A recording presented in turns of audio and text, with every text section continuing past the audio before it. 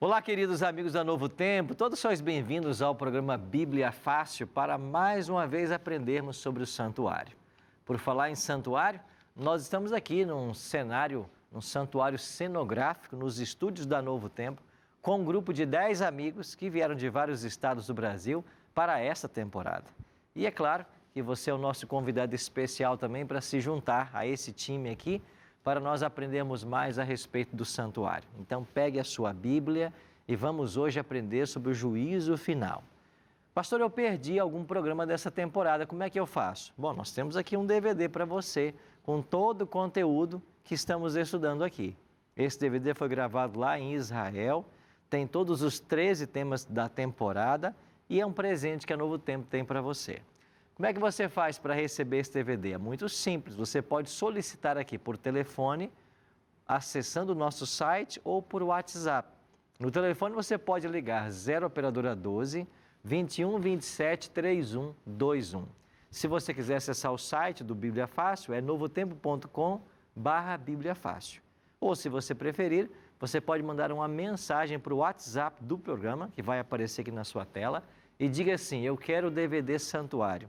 E você vai ser respondido e orientado de como solicitá-lo. Nós vamos enviar pelos correios e ele vai chegar aí na sua casa sem pagar um único centavo por isso. Nós mandamos aqui da Novo Tempo mais de 1000 estudos bíblicos todos os dias, porque além deste do santuário, nós temos mais de 20 estudos. E se você quiser conhecê-los, acesse a nossa plataforma de ensino biblia.com.br. biblia.com.br. Mas, pastor, como vocês conseguem mandar tudo isso gratuitamente? É que nós temos um time que nos apoia. Eles se chamam Anjos da Esperança. E muito obrigado você que é Anjo da Esperança e tem apoiado o ministério da Novo Tempo. Pegue sua Bíblia, se junte a nós, aqui todos já estão prontos, certo?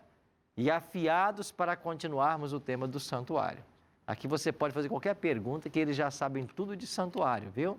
E hoje nós vamos avançar um pouquinho mais em nossa temática e vamos aprender sobre o juízo final.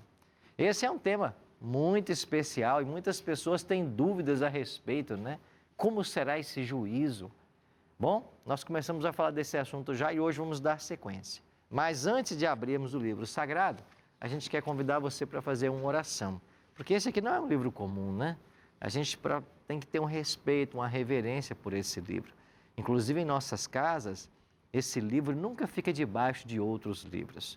Onde quer que você tenha uma Bíblia, por reverência à palavra de Deus, ela sempre deveria ser colocada em um lugar de destaque, nunca debaixo de outros livros. Porque esse livro aqui é a cartilha de Deus para a humanidade, é o manual de Deus. E quando nós o abrimos, é a boca de Deus nos falando. Por isso, nunca é bom sairmos de casa sem antes ouvirmos a voz do Senhor. Então, faça da leitura da Bíblia um hábito diário na sua vida. E aqui no Bíblia Fácil, a gente tem a chance de escolher vários temas e se aprofundar neles. Hoje, vamos um pouquinho mais sobre o santuário. Vamos orar então? Pai querido, teu livro sagrado se encontra em nossas mãos e queremos mais uma vez ouvir a tua voz.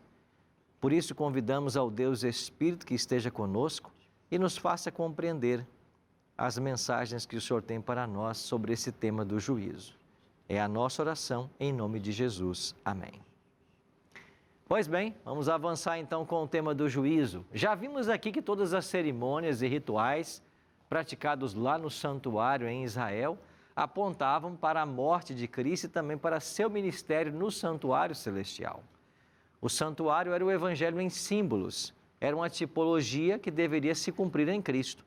E nós já aprendemos aqui que Jesus, quando veio, ele morre no Calvário, tipificado pelos animais que morriam no santuário. Ele entrou no santo, tipificado pelos sacerdotes que ministravam no santo. Ele entrou no Santíssimo, tipificado pelos sumos sacerdotes que uma vez por ano lá entrava. Então, tudo apontava para Jesus.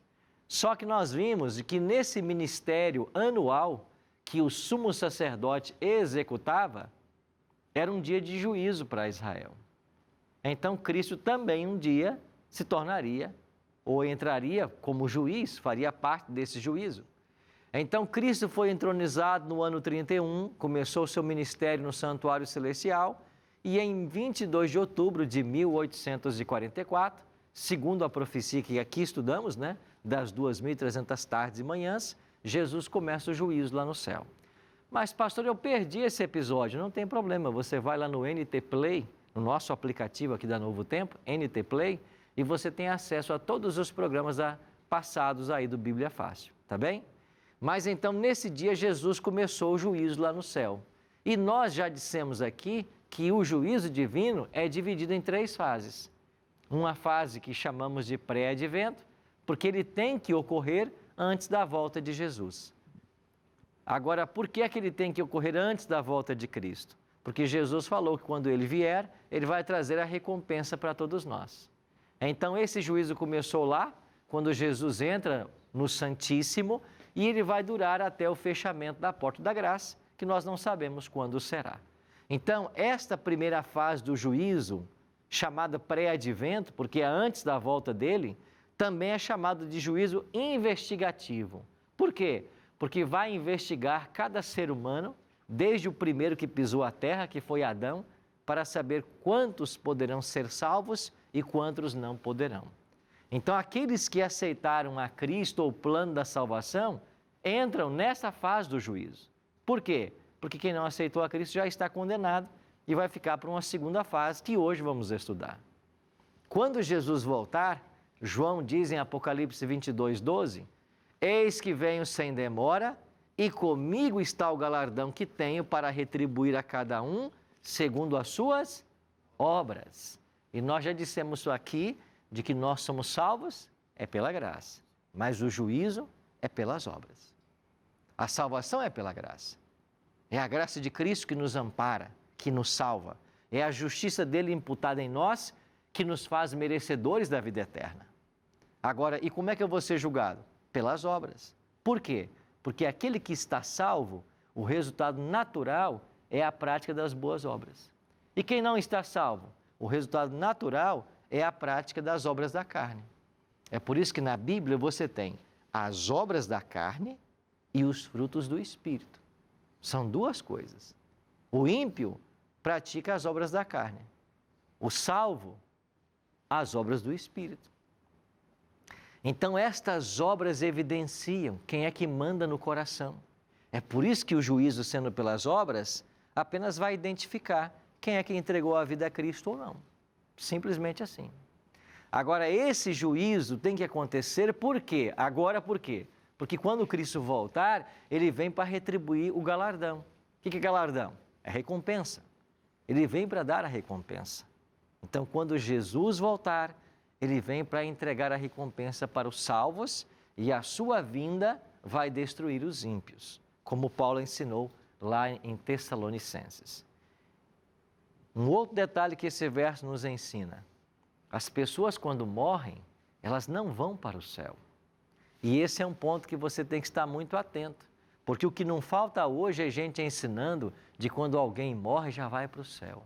Aí muitos dizem assim, ele morreu, mas já foi para a glória, já foi para junto do Pai, já está numa melhor. Não, amigo, a Bíblia não ensina isso.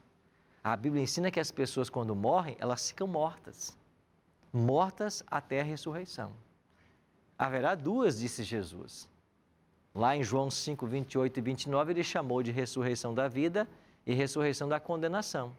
E essas 2 ressurreições que haverá, elas estão separadas por um período de 1000 anos. Então, quando Jesus voltar, acontecerá a primeira ressurreição, que é a dos salvos. Então, Cristo volta para entregar a recompensa. Não é que a pessoa morreu e foi para o céu. Se a gente morresse e fosse para o céu de imediato, ele voltaria para fazer o quê? Se as pessoas já estão lá.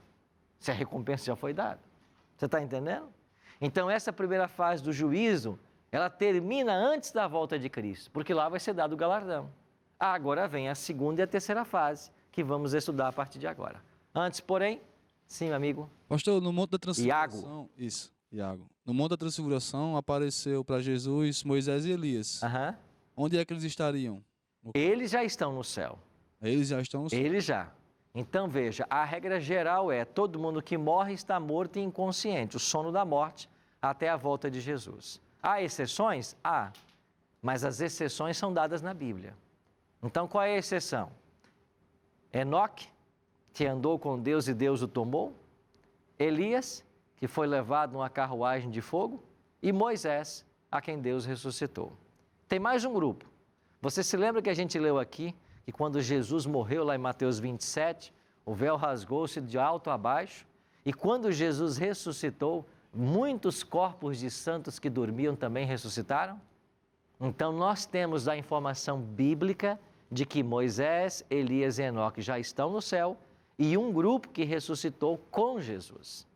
Mas não dá nome de ninguém, só diz que é um grupo de santos. Esses já estão no céu. E todos os outros mortos não estão. Então, a exceção, a Bíblia diz para mim, que eles estão lá, certo? Rogério. Pastor, queria aproveitar esse gancho e eu trago uma pergunta de Campos do Jordão. Eu tenho 3 amigos católicos que me procuraram, sabendo que eu viria, e eles falaram que se eu tivesse a oportunidade para eu trazer essa pergunta para o senhor, porque eles têm a dúvida nessa questão da morte, porque eu falei para eles de Tessalonicenses que, tocada a trombeta, ouvida a voz do arcanjo, os mortos em Cristo ressuscitarão. Uhum. E eu tinha dito para eles que eles estão num sono profundo, que eles não foram para o céu, eles estão aguardando o juízo. E eles me perguntaram, mas onde estão? E essa é a pergunta que eu trago para você, porque eu expliquei para eles, mas eles querem um melhor embasamento aí. Eu vou dar 2 textos que podem ajudar. O primeiro deles está aqui em Gênesis, né? Você tem na criação, olha o que diz Gênesis capítulo 2, verso 7. Gênesis 2, verso 7. Então formou o Senhor Deus o homem do pó da terra, e lhe sobrou nas narinas o fôlego de vida, e o homem passou a ser alma vivente. Esse texto ensina para nós que nós temos uma alma ou que nós somos uma alma. Nós somos uma alma. Nós não temos uma alma. Então, quando Deus nos criou, Ele juntou o barro ao fôlego de vida. E aí nasceu a alma vivente. Então, a expressão alma, como é comumente compreendida na cultura brasileira, ela é totalmente diferente do conceito bíblico. Alma é uma pessoa, e não esse conceito etéreo que os brasileiros têm de algo que se separa do corpo na morte. Por quê? Porque esse conceito, ele vem do platonismo. Lembra que Platão ensinava a dualidade? Você tem um corpo que é mau, a alma que é boa, e na morte a alma se liberta do corpo. Isso é dualismo platônico, isso não é Bíblia.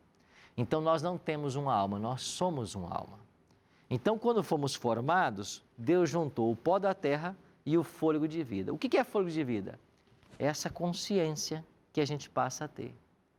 Então essa capacidade de raciocinar, de amar, de escolher, essa consciência é o fôlego de vida. Agora vamos para o segundo texto.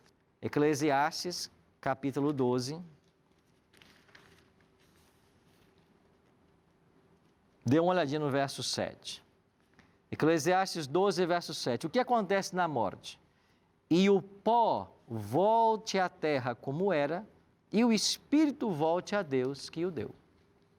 Então, na criação do homem, juntou o espírito mais a matéria, deu alma vivente. E na morte, a matéria volta para o pó e o espírito volta para Deus. O que é o espírito que volta para Deus? É a centelha de vida que Deus coloca na matéria.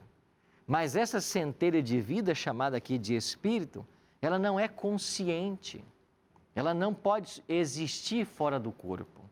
E uma boa ilustração para isso é pensar em uma lâmpada como essa que nos ilumina agora. Você, para ter essa luz, precisa de 2 coisas. Primeiro, de uma lâmpada. Segundo, de uma fonte de energia. Então, a fonte de energia não ilumina. A lâmpada sem a fonte de energia também não ilumina. Só funciona se houver as 2 coisas. Assim é a alma. Então, quando a pessoa morre, não existe mais alma. Não existe mais nada consciente.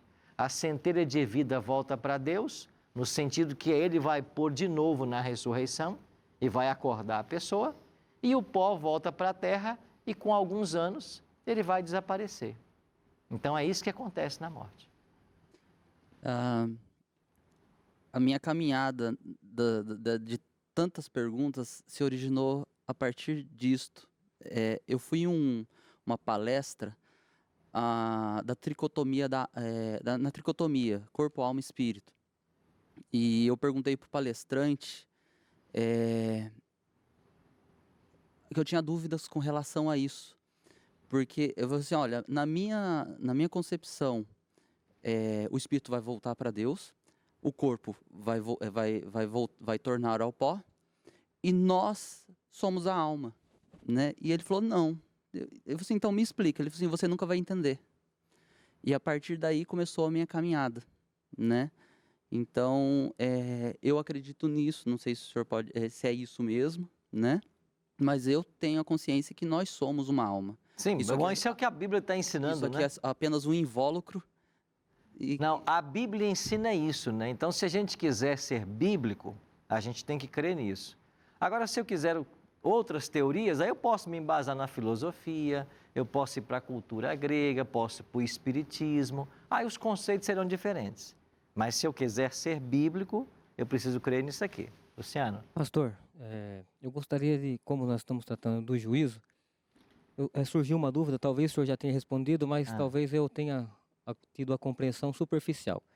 Sabemos que quando Cristo saiu do santo para o santíssimo, ele começou a fazer a expiação que ela vai se perdurar até o fechamento da porta da graça. Isso, começou então, a purificação do santuário, que é o juízo. Isso. Eu gostaria de saber que, anterior a isso, antes de Cristo ter passado do santo para o santíssimo, como ficou a situação das pessoas que morreram anterior a esse evento, salva?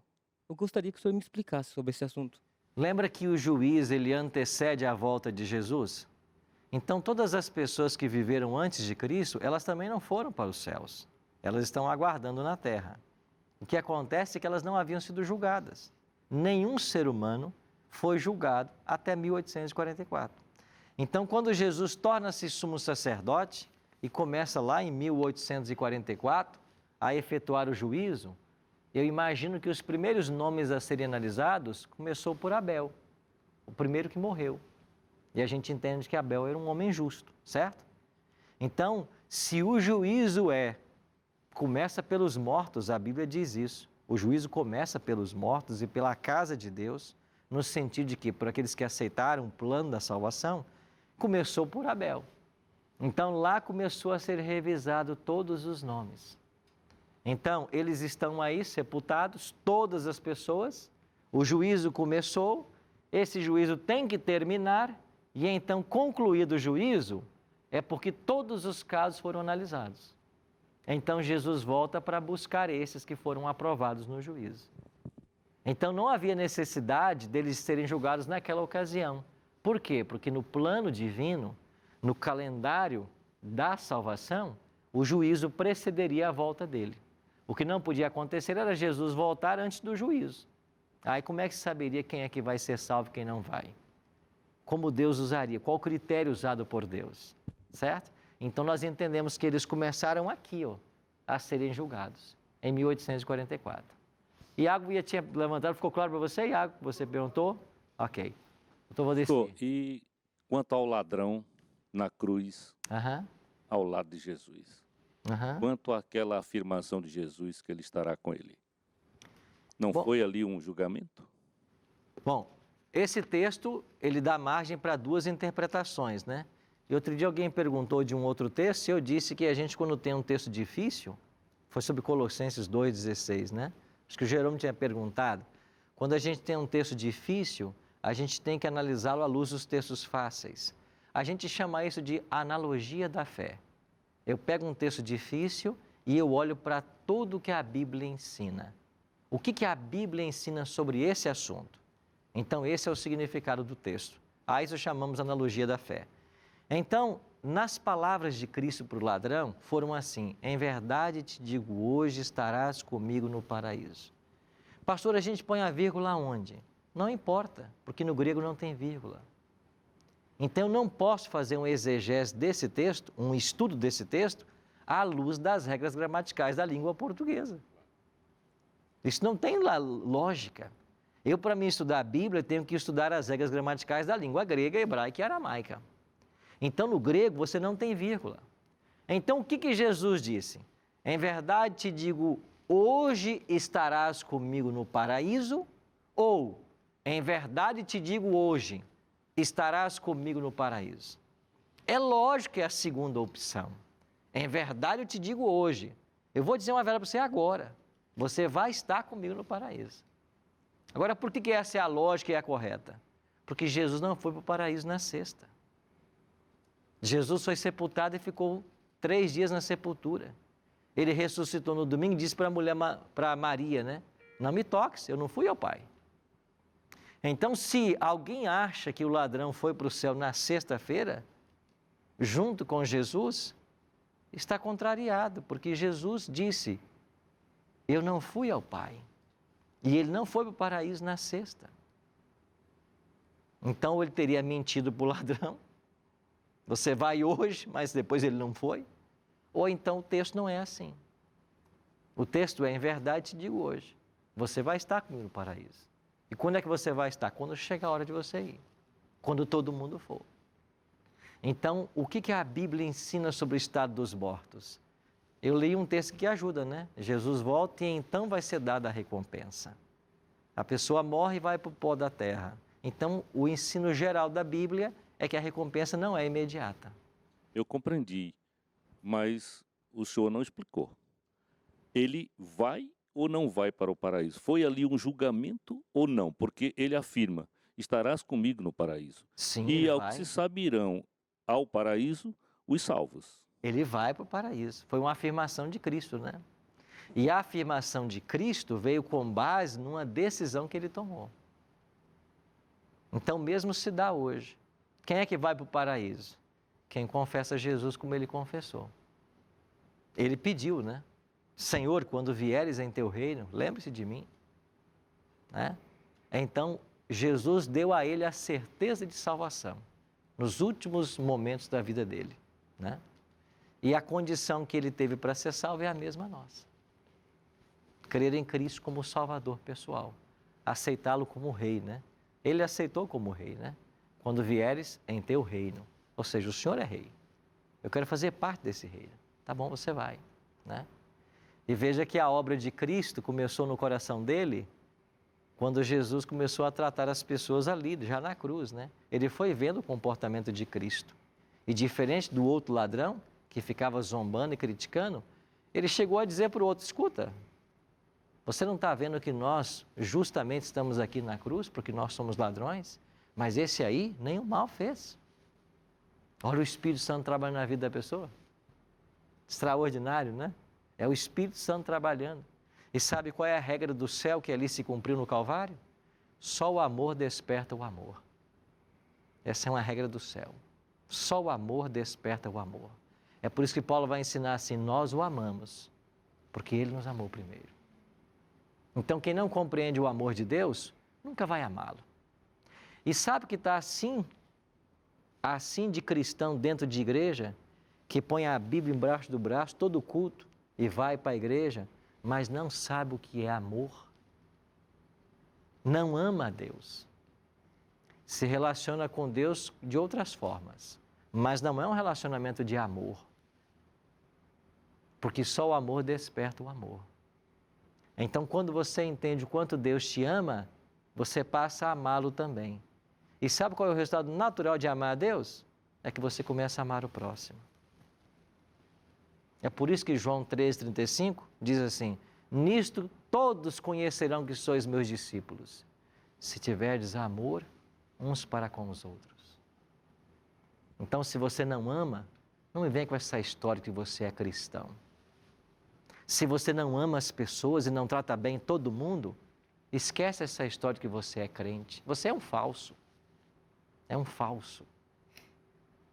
Porque tem muita gente pondo a Bíblia embaixo do braço, indo até para a igreja pregar, para sentar o pau nos outros, para criticar, para falar mal.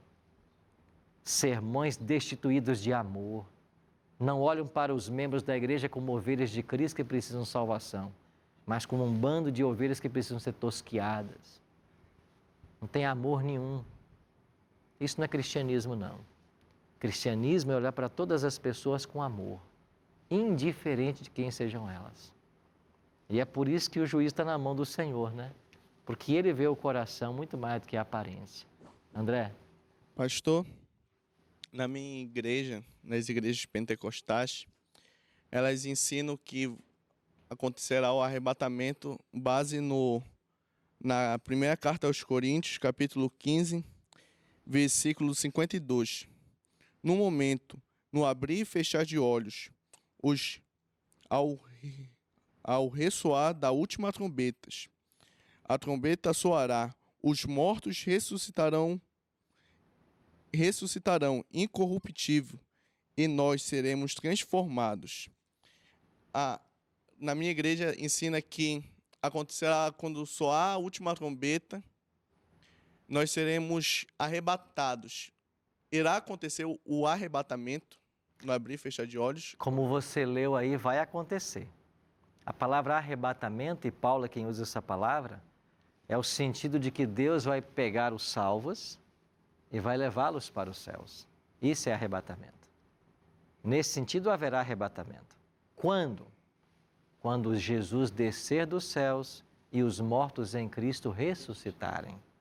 É nesse momento. Agora, quando se ensina hoje de arrebatamento secreto, que antes desse momento, o crente fiel pode desaparecer, pode ser tomado, isso não tem base nenhuma na Bíblia. Até gente coloca no carro assim, né? Eu já li isso em carros. Cuidado, a qualquer momento esse veículo pode ficar desgovernado, porque o motorista pode ser arrebatado. Tem até filmes, né? De passageiros dentro de um avião que desaparecem porque foram arrebatados. Isso é coisa de Hollywood. Isso não é Bíblia. Arrebatamento é Jesus pegar os salvos e levar para os céus. Eles serão arrebatados. Paulo diz isso. Nós seremos arrebatados junto com os mortos que ressuscitaram. Então, o arrebatamento só existe na volta do Senhor Jesus, quando ele descer dos céus e os mortos ressuscitarem. Arrebatamento secreto, como muitos querem crer, isso não existe. Não tem isso na Bíblia. Ninguém vai ser tomado antes do momento da volta do Senhor Jesus, a não ser as exceções que a Bíblia mesmo traz, e eu mencionei para vocês os nomes. Então é verdade que muitos hoje, André, creem nisso, mas creem sem nenhuma sustentação bíblica. Entendeu? Então a gente tem que cuidar com isso. Cláudio. Voltando aqui naquele assunto da retribuição em Apocalipse 22, versículo 12, como o irmão falou, do ladrão da cruz, pastor. Cada um vai ser retribuído segundo a sua obra. Tá? O que me leva a crer ali, naquele momento, o reconhecimento dele por Cristo. Ele reconheceu que merecia estar ali, mas Cristo não. Ou seja, esse ato seria uma obra? Eu acho que essa atitude de repreender o companheiro, de dar testemunho de Cristo, isso era uma obra que estava frutificando na vida dele. Esse testemunho foi resultado da ação do Espírito no coração dele. Né? Portanto, versículo 13, para concluir, o injusto continua sendo injusto. E o santo continue a santidade. Então, ele reconheceu o justo Jesus, mas ele era injusto. Ele reconheceu a sua indignidade. Jesus reconheceu isso nele. E esse é o pilar da salvação, né? A gente reconhecer a nossa pecaminosidade e a justiça de Deus. Nós iremos para um rápido intervalo, daqui a pouquinho voltamos para continuarmos aprendendo sobre o juízo. Não saia daí, a gente volta em instantes.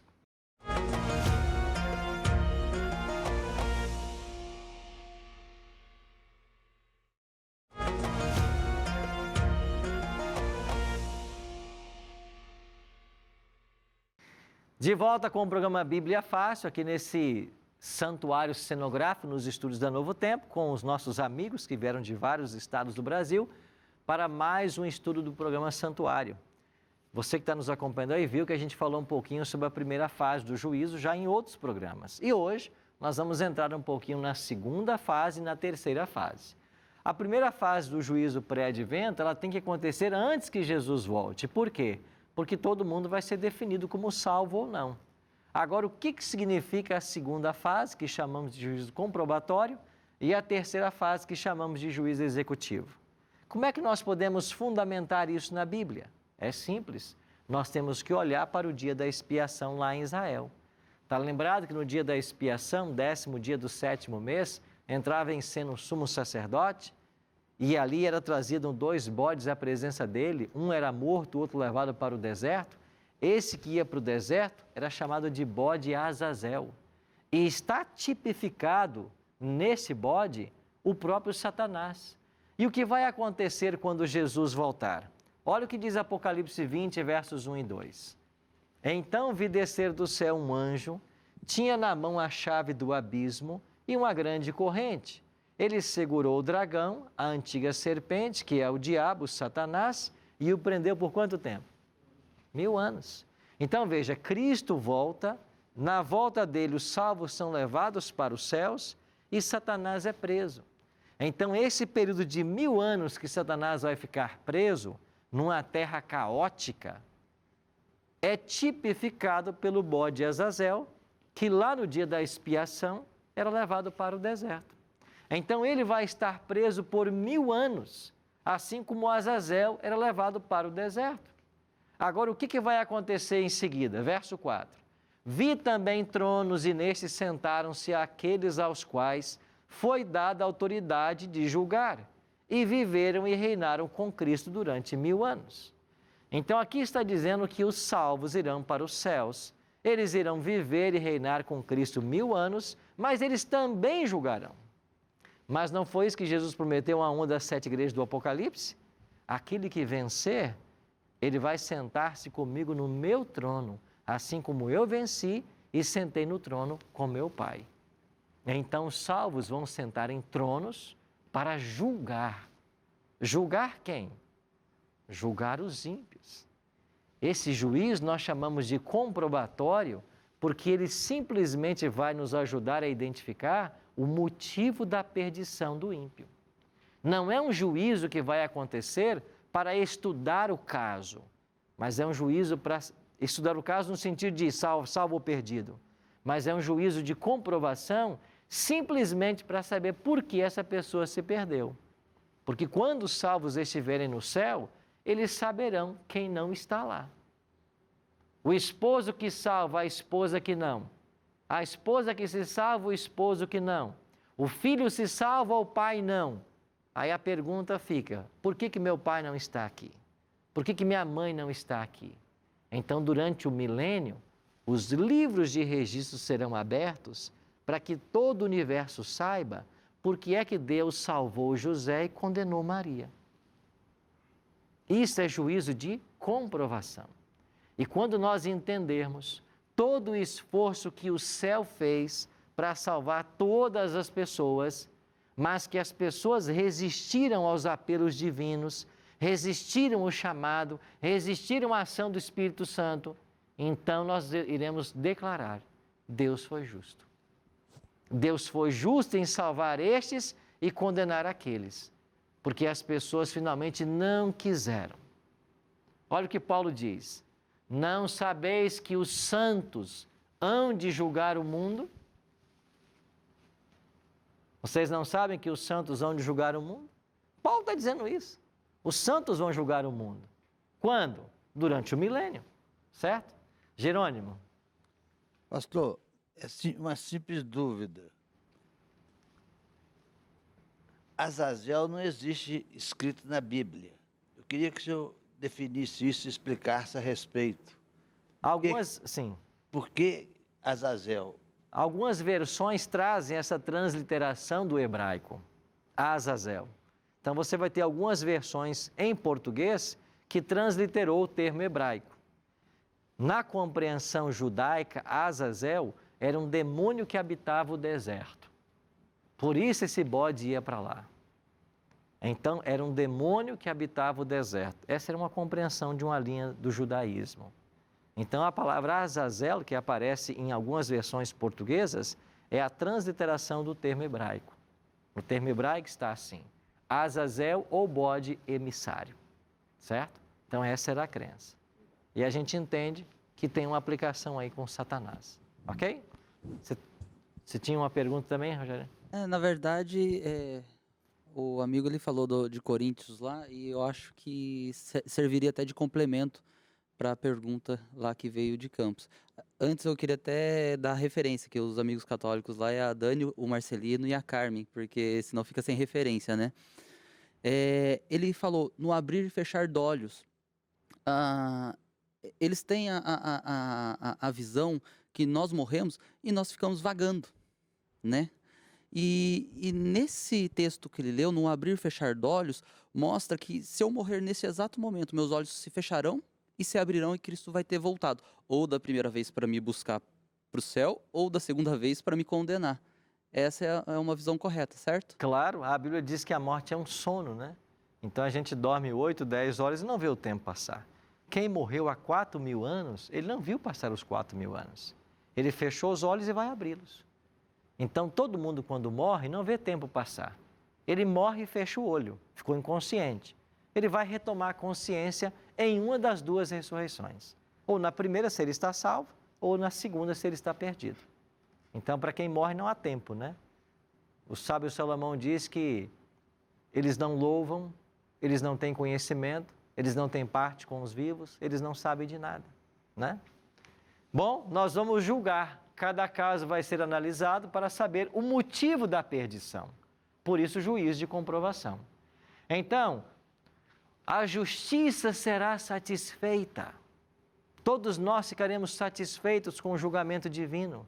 E, finalmente, as pessoas que no céu não estarão, é porque não quiseram estar lá. Elas não quiseram.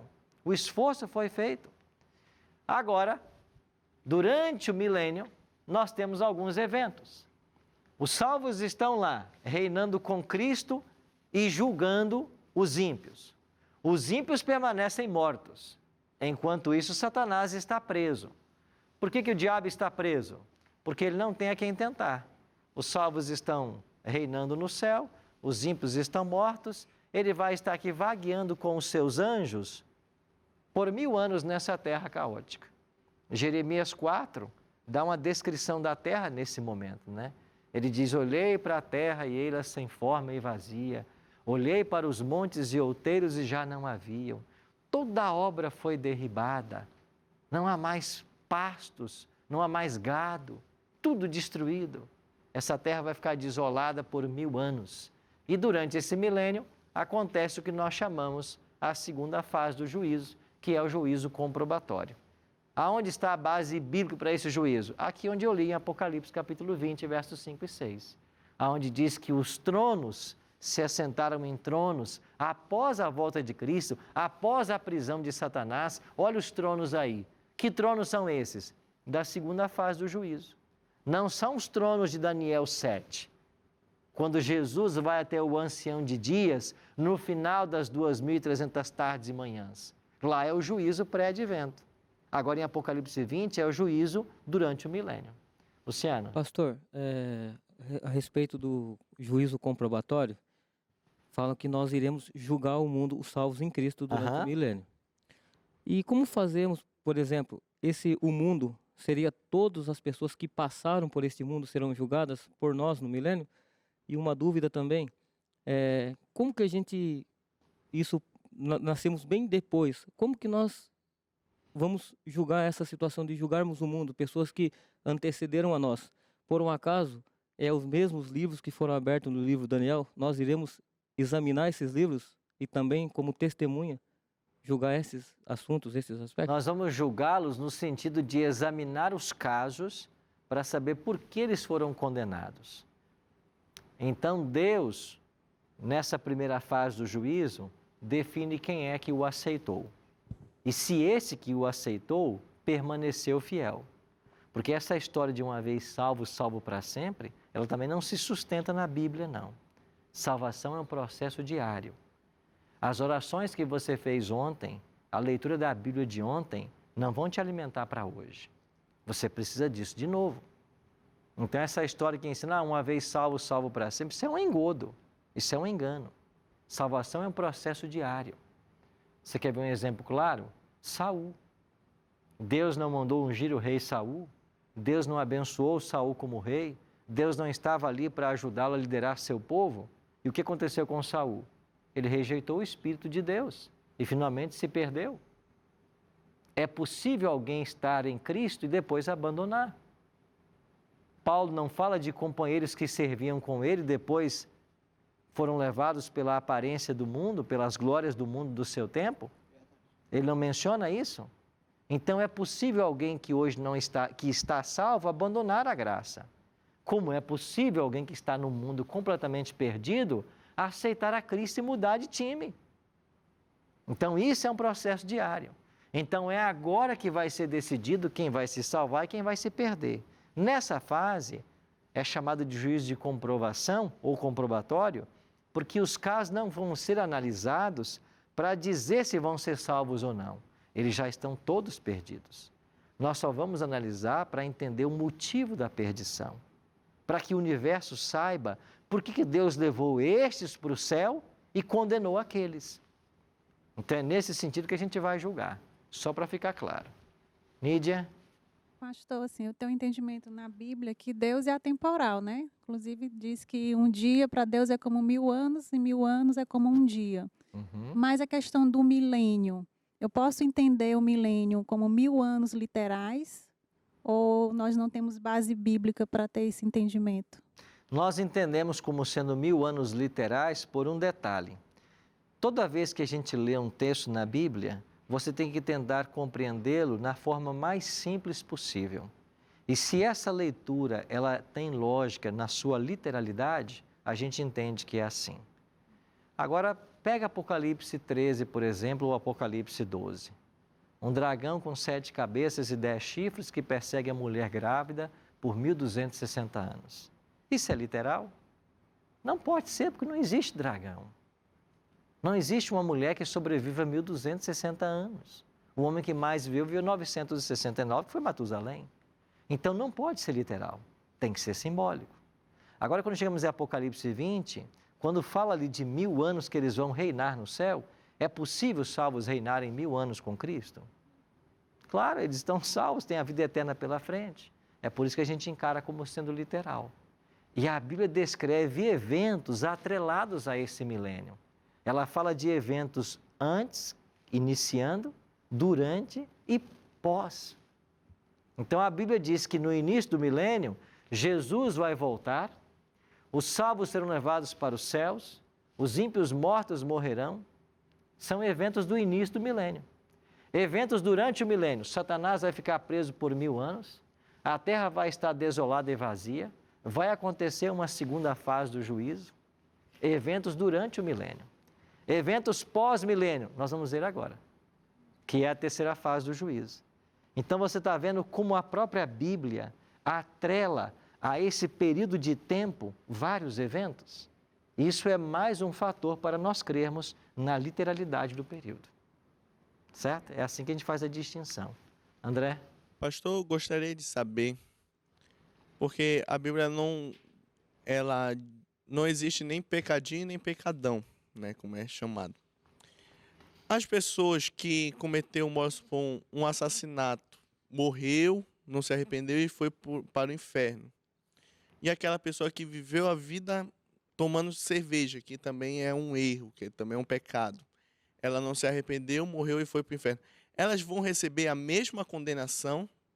Jesus fala numa das suas parábolas a respeito dos açoites. Ele diz que no juízo final, finalmente uns levarão poucos açoites e outros muitos açoites. Essa é uma linguagem que Jesus usa para descrever que haverá graus de punição. Todos os ímpios serão punidos pelo fogo eterno. E eu vou falar desse fogo agora na terceira fase do juízo, que é o executivo, quando a sentença será aplicada. E essa sentença, quando for aplicada, ela terá graus. Então, quanto mais pecado, maior o sofrimento. E qual vai ser o último a ser destruído? Satanás, porque ele é o originador do pecado. Então haverá sim, a destruição é com fogo para todos, mas haverá graus. Eu vou aprofundar um pouquinho mais no texto que eu vou ler agora com você, tá bem, André? Chegamos à última fase, juízo executivo, pós-milênio. Olha o que diz a Bíblia. Quando, porém, se completarem os 1000 anos, Está vendo aqui, Nídia, porque a gente acredita que seja literal? Está falando do início, está falando durante, está falando no final do período. Quando se completarem 1000 anos, Satanás será solto de sua prisão. E por que é que Satanás foi solto? Porque aconteceu a segunda ressurreição. Os ímpios ressuscitaram. E ele vai sair agora a seduzir as nações que há nos 4 cantos da terra, Gog e Magog, a fim de reuni-las para a peleja. E o número destes é como a areia do mar. Quem são esses? Os ímpios. Qual é o número deles? Como a areia do mar. E nesse momento vão ressuscitar todos os ímpios de todas as eras. Pensa lá, num Caim da vida que se perdeu. Matou seu irmão, fugiu, foi expulso da família, do círculo familiar. Pensa nos piores inimigos da verdade ao longo da história. Todos os ímpios vão ressuscitar. E o diabo vai convencer a esses ímpios de que eles podem atacar a cidade santa. João viu, né? A cidade santa descer do céu, pós-milênio. A cidade vai descer do céu. E o que farão os ímpios agora? Marcharam então pela superfície da terra, sitiaram o acampamento dos santos e a cidade querida. Desceu, porém, fogo do céu e os consumiu. Então aqui, André, é o fogo que destrói o ímpio. E o Apocalipse diz que esse fogo vai queimar os ímpios, os anjos maus e Satanás. E cada um vai queimar uma quantidade de tempo. Certamente não eternamente. Vai queimar enquanto houver matéria para ser queimada. Esse é o sentido de fogo eterno na Bíblia. Então, quando a matéria se extinguir, o fogo apagará. Mas, de acordo com o ensino do próprio Cristo, haverá sim graus de punição. E quanto maior o pecador, mais ele vai ser punido por esse fogo. Mas, finalmente, o fogo vai se extinguir. E esse mesmo fogo que vai destruir Satanás, seus anjos e os ímpios, ele vai purificar o planeta Terra. E o que vai acontecer com esse planeta que vai ser purificado? Ele vai se tornar o eterno lar dos salvos. Então, o fogo que vai destruir Satanás, os ímpios e os anjos, ele vai purificar o planeta Terra de todas as obras e nós teremos o novo céu e a nova terra. Essa é a fase executiva do juízo. A terceira e última fase, a sentença sendo aplicada. Na volta de Cristo, os salvos receberam a recompensa. 1000 anos depois, os ímpios recebem a recompensa. E qual será a recompensa do ímpio? Ser destruído pelo fogo. E os salvos terão um novo céu e nova terra. É por isso, meu amigo, que eu e você temos hoje a possibilidade de fazer uma escolha. E a escolha é aonde você quer passar a eternidade. Aonde você quer? Você quer passar a eternidade com Deus, 1000 anos lá e depois a nova terra? Ou você quer ser destruído com Satanás? É uma escolha. É uma escolha que eu e você temos que fazer. O juízo de Deus, ele acontece para determinar quem será salvo e quem vai se perder. Mas esse juízo, como foi mencionado aqui na experiência do ladrão na cruz, ele acontece com base numa postura nossa, com base numa decisão humana. E naquelas cruzes no Calvário, onde você tinha 2 ladrões, ali está representada a humanidade. De um lado, alguém que esbraveja contra Jesus, duvida da divindade dele. Se tu és de fato Cristo, desce da cruz e nós vamos crer. Mas do outro lado, alguém que reconhece a sua pecaminosidade e faz um apelo. O mesmo feito pelo pecador lá da parábola do fariseu e o publicano. O mesmo apelo do publicano. Tem misericórdia de mim, porque eu sou pecador. Então é essa atitude minha e tua que vai definir o nosso destino eterno. Qual vai ser a sua atitude hoje? Queria que você pensasse nisso enquanto a gente ouve essa canção.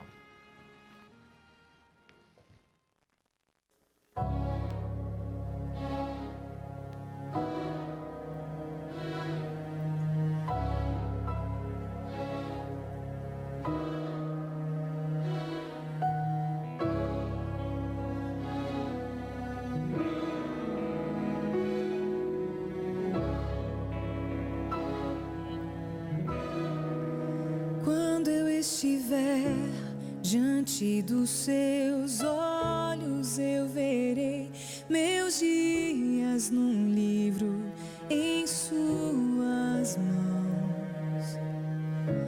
Quem eu era, quem eu me tornei, minha vida oculta, nunca mais.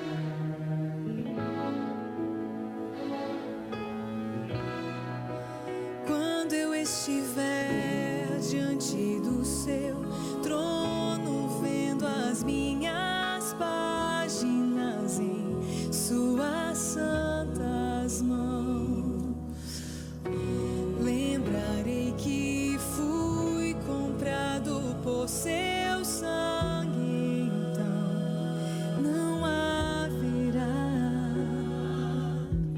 louvor o suficiente pra provar o que eu senti. Não há palavras que vão dizer do temor que haverá em mim. E eu direi: tu és santo. Eu verei como é santo, não como por um espelho, mas face a face o verei. Vou servi-lo pela eternidade. Que um dia na cruz, por seu eterno amor, eu ganhei. Tu és santo. Tu és santo.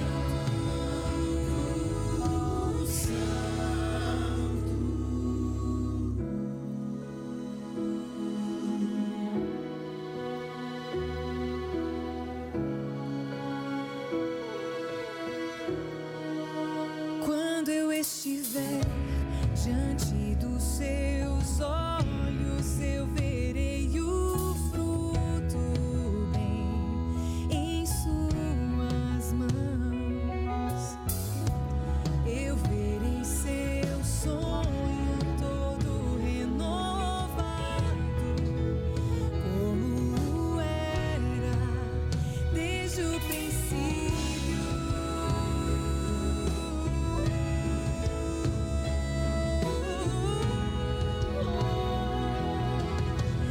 E eu direi: tu és santo. Eu verei como é santo, não como por um espelho, mas face a face o verei. Vou servi-lo pela eternidade. Que um dia na cruz, o seu eterno amor, eu ganhei.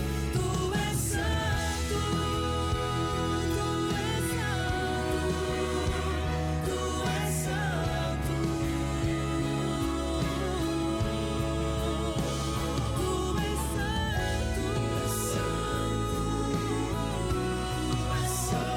Tu és santo. Tu és santo.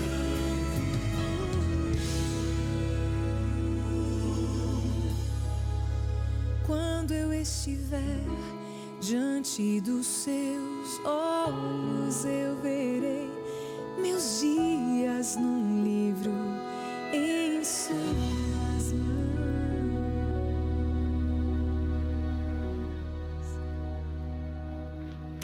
Amém. Muito obrigado, Melissa, por essa linda canção. Um dia nós nos veremos diante do trono, porque todo ser humano vai passar pelo juízo. Esse juízo é necessário, ele precisa acontecer. Imagine você quando Estevão chegar no céu e ele olhar para o lado e ver Paulo e dirá assim: mas este homem, ele estava no meu apedrejamento, o que ele está fazendo aqui? Ele não pode estar aqui. Pode, olha para os livros, você está entendendo? O juízo é necessário por isso, para ficar claro quem vai ser salvo e quem vai se perder. Por isso eu e você precisamos de um advogado para ser absorvidos nesse juízo. Confie o seu caso a ele hoje, para que nós sejamos salvos na volta dele. Vamos orar? Pai de amor, obrigado por esse advogado que nos foi provido. E nós não tememos o juízo, pelo contrário, queremos que ele chegue logo, para nós sermos absolvidos e salvos. Prepara-nos para a eternidade. Oramos em nome de Jesus. Amém.